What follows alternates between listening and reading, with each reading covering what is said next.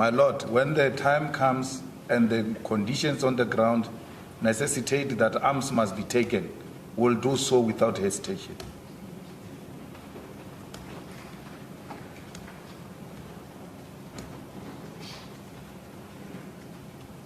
Our forefathers did that and will not hesitate to repeat, because we have not achieved that which they fought for.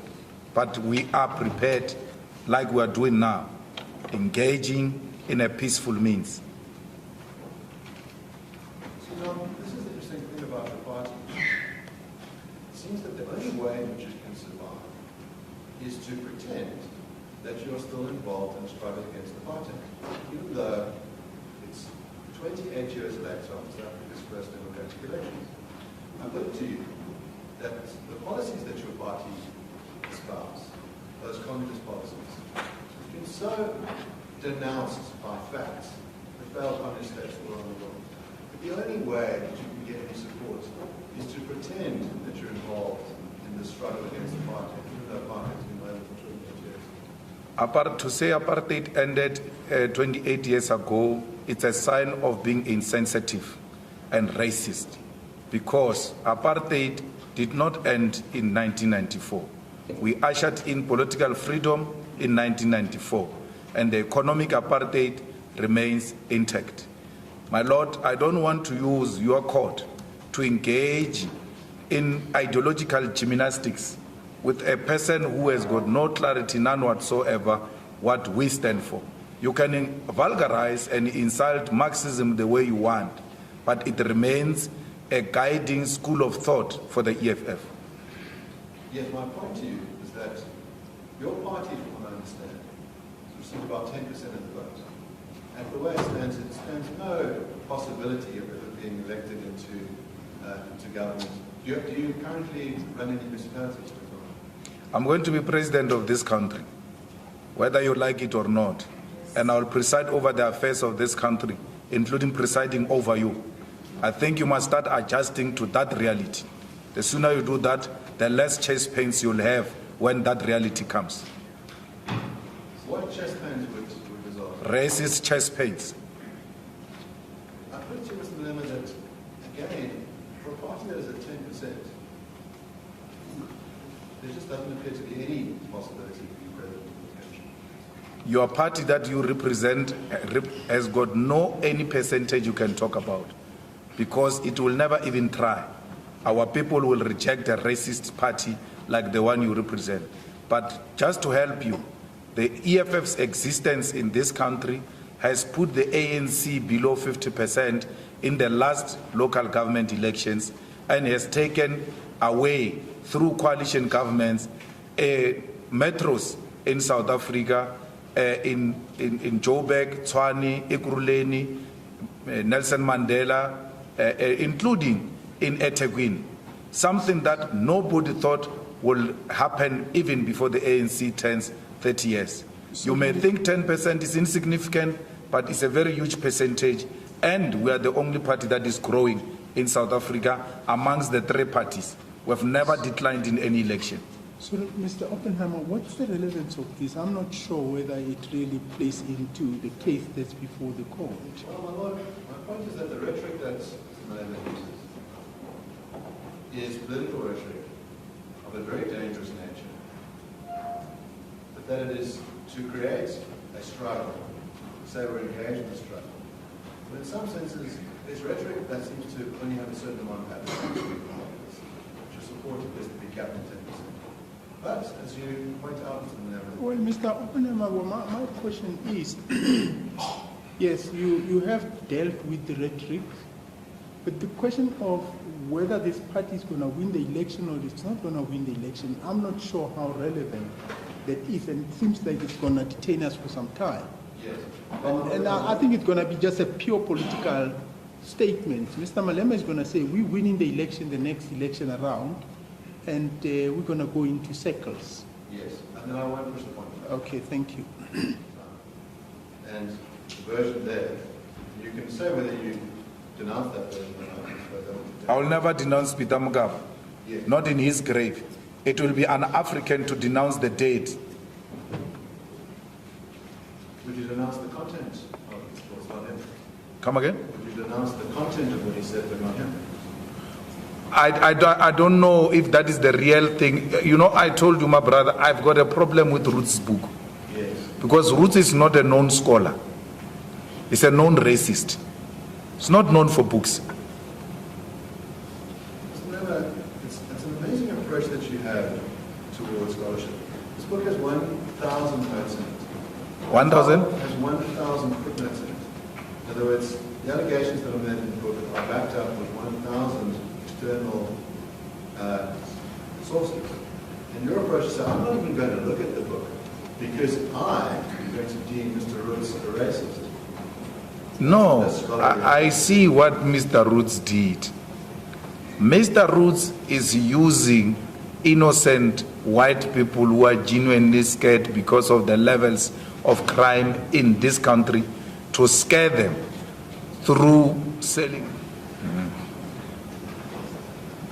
Mr. Levin, the complainant has sought payment from the respondents in the sum of 500,000 rand, not to be paid to the complainant, but to be paid to an organization that combats racial hatred.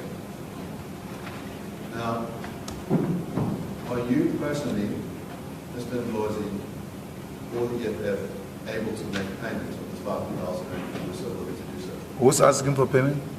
The complainant in this case. Afriforum. Yes.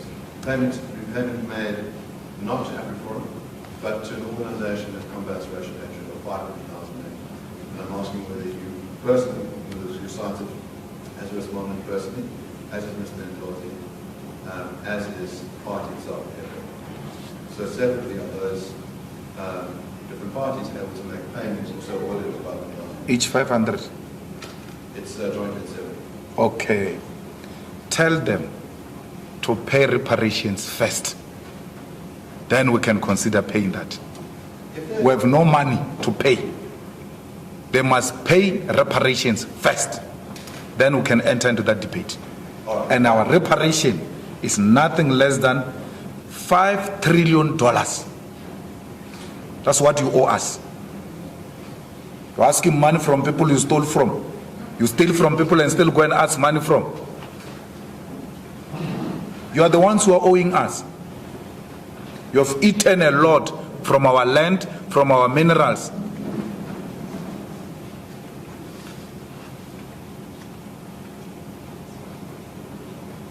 The question is a simple one, which is if this court orders you, Mr. Ndlozi and the EFF to pay 500,000 rand, will you pay it? Well, we can't afford, my Lord. We're being owed here. We can't afford. Do you not have the money? We can't afford, we don't have money. Give us money. You are owing us. Can I ask you this? If your claim is you don't have money, I'll start with you first. Your claim you could not personally afford to pay 500,000 rand? Yes. How much money do you have in your personal possession? What is your wealth? I don't have nothing. You have nothing? Nothing. Can I ask about the second? Sorry, there's an objection? Yes, Mr. Your Lordship, I need to say nothing. Yes. Then I can move to the second.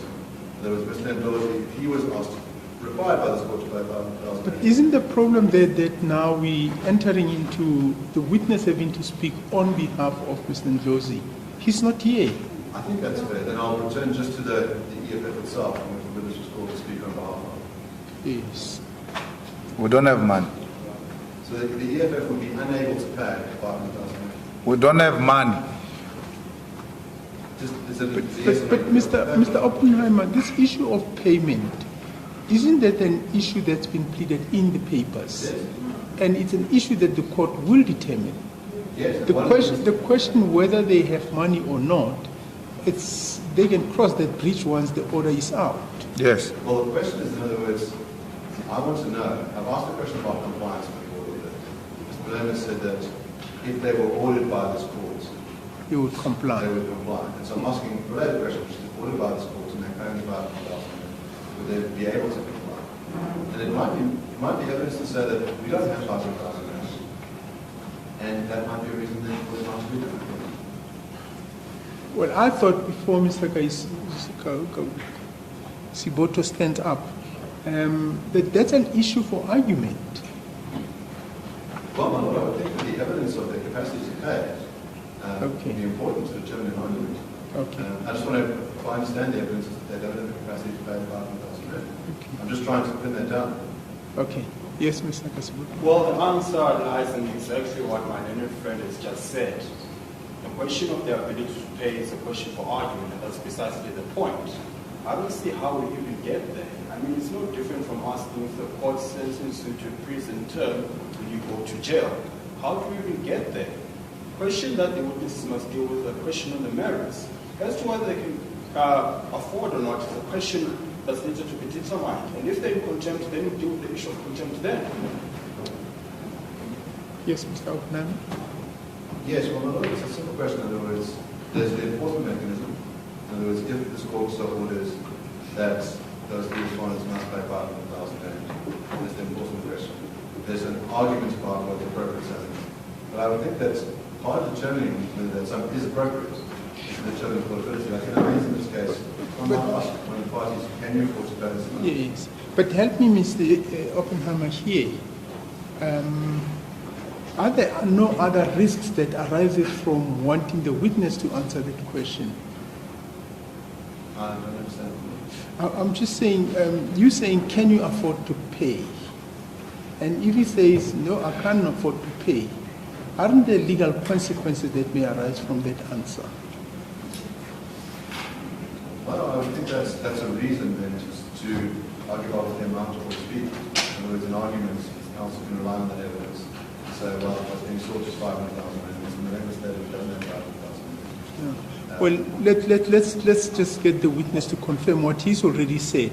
Mr. Malema, you saying, firstly, yourself in person can't afford to pay the 500,000. Yes. You saying EFF cannot afford to pay the 500,000. That seems to be your answer, Mr. Oppenheimer. Yes. Yes.